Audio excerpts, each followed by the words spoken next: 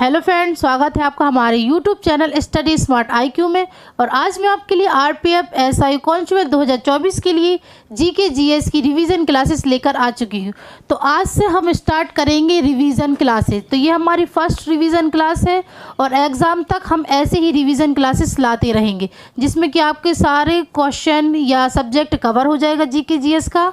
तो अगर आपको मेरी वीडियो पसंद आए तो लाइक करें, शेयर करें और चैनल को सब्सक्राइब करना ना भूलें। तो चलिए आज का हमारा फर्स्ट क्वेश्चन लेते हैं रिवीजन क्लास का। तो फर्स्ट क्वेश्चन है, जेलेपला दर्रा कहाँ अवस्थित है? जेलेपला दर्रा, तो ये कहाँ अवस्थित है? तो ये है सिक्किम हिमालय में। फिर जेलेपला दर्रा, तो ये ग्रेटर हिमालय का हिस्सा है। ग्रेटर हिमालय का एक हिस्सा है जिसे हिमाद्री के नाम से भी जाना जाता है, हिमाद्री। ठीक है, चलिए नेक्स्ट करते हैं। नेक्स्ट है, बंगाल का विभाजन किसके द्वारा रद्द किया गया था? बंगाल का विभाजन, तो ये किसके द्वारा रद्द किया गया था? तो ये किया गया था वायसराय हार्डिंग द्वितीय के द्वारा। और कब किया गया था? तो ये किया गया था 1911 में। ओके, चलिए नेक्स्ट करते हैं। नेक्स्ट है, भारत के इतिहास के संदर्भ में दमन एक कोह शब्द निम्नलिखित में से किस घटना से संबंधित है? तो भारत के इतिहास के संदर्भ में दमन एक कोह शब्द किस घटना से संबंधित? तो यह संताल विद्रोह से संबंधित है। संताल विद्रोह कब हुआ था? तो ये हुआ था 1855 में। भील विद्रोह, तो ये हुआ था 1818 में। मोपला विद्रोह, तो ये हुआ था 1921 में। और खोंड विद्रोह, तो ये हुआ था 1837 और 1856 में। ठीक है, चलिए नेक्स्ट करते हैं। नेक्स्ट है, बाणभट्ट जो अपने साहित्य के कार्यों के लिए प्रसिद्ध हैं और डैश के शासनकाल के दौरान अपने चरमोत्कर्ष पर थे। तो ये किसके शासनकाल पर अपने चरमोत्कर्ष पर थे बाणभट्ट? तो ये थे हर्षवर्धन के शासनकाल में। नेक्स्ट है, भोजताल जिसे पहले ऊपरी झील के नाम से जाना जाता था निम्नलिखित में से किस राज्य में स्थित है? भोजताल जिसे पहले ऊपरी झील और बड़ी झील के नाम से भी जाना जाता है, तो ये किस राज्य में स्थित है? तो ये है मध्य प्रदेश में स्थित है। ठीक है, चलिए नेक्स्ट करते हैं। नेक्स्ट है, रॉलेट एक्ट लागू करने के पीछे निम्नलिखित में से कौन सा मुख्य उद्देश्य था? तो रॉलेट एक्ट लागू करने के पीछे मुख्य उद्देश्य था देश में बढ़ते राष्ट्रवादी उभार पर अंकुश लगाने के लिए, यानी कि इसका राइट आंसर हो जाएगा ऑप्शन ए। ठीक, चलिए नेक्स्ट करते हैं। नेक्स्ट है, केंद्रक को कोशिका द्रव्य से डैश द्वारा अलग किया जाता है। तो केंद्रक को कोशिका द्रव्य से किसके द्वारा अलग किया जाता है? तो ये किया जाता है केंद्रक झिल्ली के द्वारा।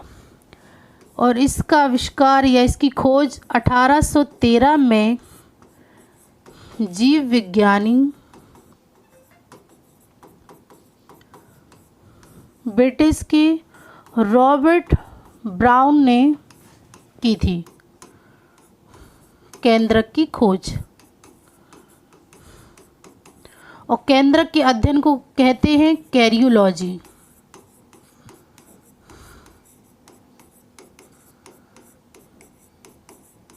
ठीक है, चलिए नेक्स्ट करते हैं। अगर आपको मेरी वीडियो पसंद आती है तो प्लीज़ इसे लाइक करें, शेयर करें और सब्सक्राइब करना ना भूलें।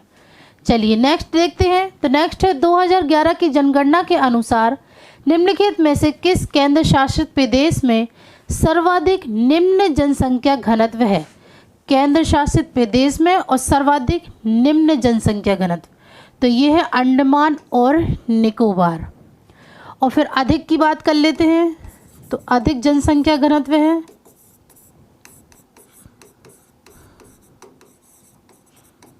अधिक जनसंख्या घनत्व, तो ये चंडीगढ़।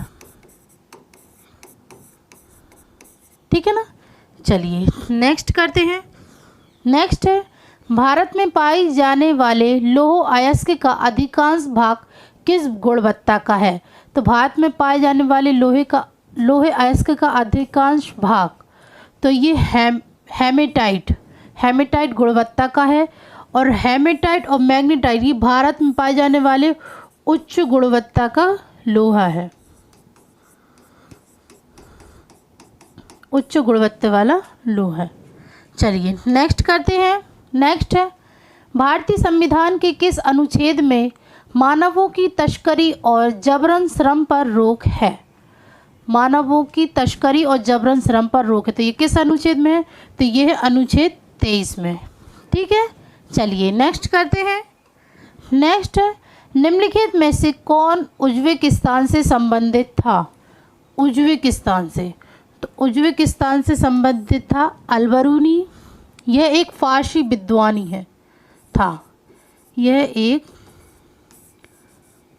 फारसी विद्वानी था।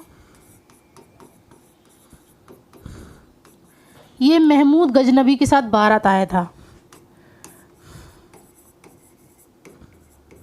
महमूद गजनबी के साथ भारत आया था। इसने कई किताबें लिखी, जिनमें से जो प्रसिद्ध है वो है किताब उल हिंद या तारीख अल हिंद, ये सबसे प्रसिद्ध हैं। ठीक है, अब बात करते हैं इब्ने बतूता। तो ये 14वीं शताब्दी में मोरक्को से आया था। 14वीं शताब्दी में कहाँ से आया था? मोरक्को से। ठीक है, नेक्स्ट है, नवरोज़ उत्सव किसके साथ जुड़ा हुआ है? नवरोज़ उत्सव, तो ये फारसी नववर्ष के साथ जुड़ा हुआ है। और नवरोज़ त्यौहार की शुरुआत किसने की थी? तो ये बलबन ने की थी, बलबन ने। ठीक है, चलिए नेक्स्ट करते हैं। नेक्स्ट है, लच्छू महाराज निम्न में से किस नृत्य से संबंधित हैं? लच्छू महाराज किस नृत्य संबंधित है? तो ये कथक से संबंधित है। कहाँ का कथक कहाँ का शास्त्रीय नृत्य है? तो ये है उत्तर प्रदेश का। कुचिपुड़ी ये आंध्र प्रदेश का। उड़ीसी उड़ीसा का। और मणिपुरी मणिपुर का। इन दोनों को तो हम इनके नामों से ही याद कर सकते हैं, उड़ीसी उड़ीसा और मणिपुरी मणिपुर। ठीक है, चलिए नेक्स्ट करते हैं। नेक्स्ट है, निम्नलिखित में से किस पदार्थ के चुंबकीय गुण को सार्वभौमिक गुण कहा जाता है? तो किस पदार्थ के चुंबकीय गुण को सार्वभौमिक गुण कहा जाता है? तो ये कहा जाता है प्रतिचुंबकत्व को। ठीक है, तो इसका राइट आंसर ऑप्शन ए। चलिए नेक्स्ट करते हैं। नेक्स्ट है, बड़गाम की संधि 1779 मराठा साम्राज्य और डैश के बीच हस्ताक्षरित हुई थी। तो ये मराठा साम्राज्य और किसके बीच हस्ताक्षरित हुई थी? तो अंग्रेजों के बीच। ठीक है, तो बड़गाम की संधि यह एक आंग्ल मराठा युद्ध का हिस्सा है। ठीक है ना, चलिए नेक्स्ट करते हैं। नेक्स्ट है, हरेली का त्यौहार निम्नलिखित में से किस भारतीय राज्य में मनाया जाता है? हरेली का त्यौहार, तो ये छत्तीसगढ़ में मनाया जाता है। ओके, चलिए नेक्स्ट करते हैं। नेक्स्ट है, एक इलेक्ट्रॉन और एक फोटोन की डी ब्रोगली तरंगदैर्घ्य समान होती है। इसका तात्पर्य है कि उनका डैश समान है, तो इनका रैखिक संवेग समान होगा। तो इसका राइट आंसर हो जाएगा ऑप्शन ए। चलिए नेक्स्ट करते हैं। नेक्स्ट है, अशोक के अधिकांश शिलालेख किस भाषा में लिखे गए थे? तो अशोक के अधिकांश शिलालेख ये प्राकृतिक भाषा में लिखे गए हैं। ठीक है ना, चलिए नेक्स्ट करते हैं। नेक्स्ट है, भारत के संविधान का कौन सा अनुच्छेद राज्य को सार्वजनिक सेवाओं में कार्यपालिका से न्यायपालिका को अलग करने के लिए कदम उठाने का निर्देश देता है? तो ये किस अनुच्छेद में? तो ये है अनुच्छेद 50 में। ठीक है, चलिए नेक्स्ट करते हैं। नेक्स्ट है, प्रथम बौद्ध परिषद को डैश द्वारा संरक्षण दिया गया था? प्रथम बौद्ध परिषद को, तो ये किसके द्वारा संरक्षण दिया गया था? इसका राइट आंसर होगा अजातशत्रु, यानी कि आंसर सी। तो अजातशत्रु कौन था? तो ये बिंबिसार का बेटा था। हर्यक वंश का राजा। ठीक है, चलिए नेक्स्ट करते हैं। नेक्स्ट है, निम्न में से कौन सा उच्चतम गुणवत्ता वाला कोयला है? उच्चतम गुणवत्ता वाला कोयला कौन सा है? तो ये है एंथ्रेसाइट। फिर बात करते हैं लिग्नाइट की, तो ये भूरा कोयला। ठीक है, नेक्स्ट करते हैं। नेक्स्ट है, निम्नलिखित में से कौन 1236 से 1240 तक मध्यकालीन भारत की पहली मुस्लिम महिला शासक रहीं? तो ये कौन रही? तो ये रही रजिया सुल्तान। ये किसकी बेटी थी? ये इल्तुतमिश की बेटी थी। इल्तुतमिश की बेटी थी। इन्होंने दिल्ली में, ये दिल्ली के शासन में पहली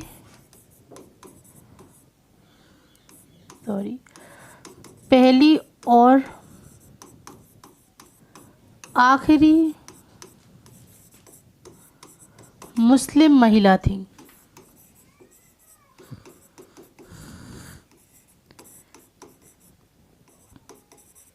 ठीक है, चलिए नेक्स्ट करते हैं। नेक्स्ट है, निम्नलिखित में से कौन सा कालिदास द्वारा नहीं लिखा गया है? तो कालिदास द्वारा कौन सा नहीं लिखा? तो पहले बात कर ली जो जो लिखे गए, तो कुमार संभवम ये भी कालिदास ने, मेघदूत ये भी कालिदास का, रघुवंशम ये भी कालिदास का, बचा क्या? लघु जातकम, तो ये कालिदास का नहीं है। कालिदास की और रचना के बारे में बात कर लेते हैं, तो इनमें से है मालविकाग्निमित्रम,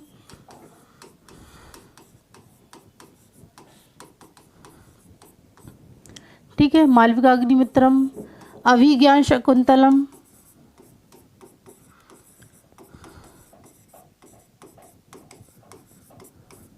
विक्रमोर्वश्यम,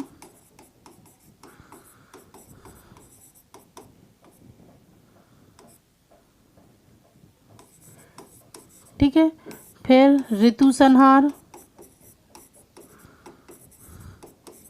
ठीक है, तो ये थी। चलिए नेक्स्ट करते हैं। नेक्स्ट है, निम्नलिखित में से कौन सा दक्षिणी भारत में विजयनगर के हिंदू साम्राज्य का अंतिम राजवंश था?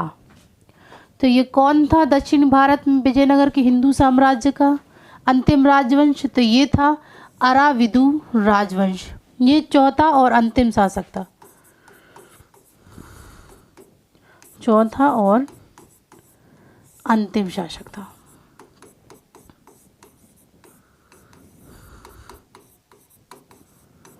अब बात कर लेते हैं हम चालुक्य राजवंश की स्थापना किसने की? तो इसकी स्थापना की थी चालुक्य की पुलकेशिन प्रथम ने।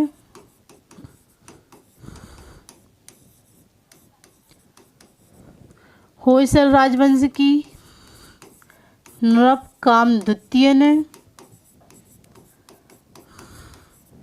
अराविदु की थी तिरुमाला ने, तिरुमाला। और सातवाहन राजवंश की तो ये की थी राजा सिमुक ने। ठीक है, चलिए नेक्स्ट करते हैं। नेक्स्ट है, कल्याण मंडप और राय गोपुरम का निर्माण किस राज्य में मंदिर निर्माण की एक उल्लेखनीय विशेषता थी? कल्याण मंडप और राय गोपुरम, तो ये किस राज्य में मंदिर निर्माण की एक उल्लेखनीय विशेषता थी? तो ये थी विजयनगर की। ठीक है, चलिए अब बात कर लेते हैं होयसल राजवंश की। तो ये थी पुलकेशिन प्रथम।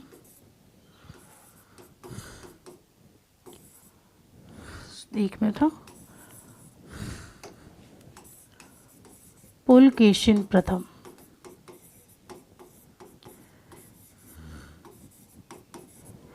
चालुक्य की नृपकाम द्वितीय।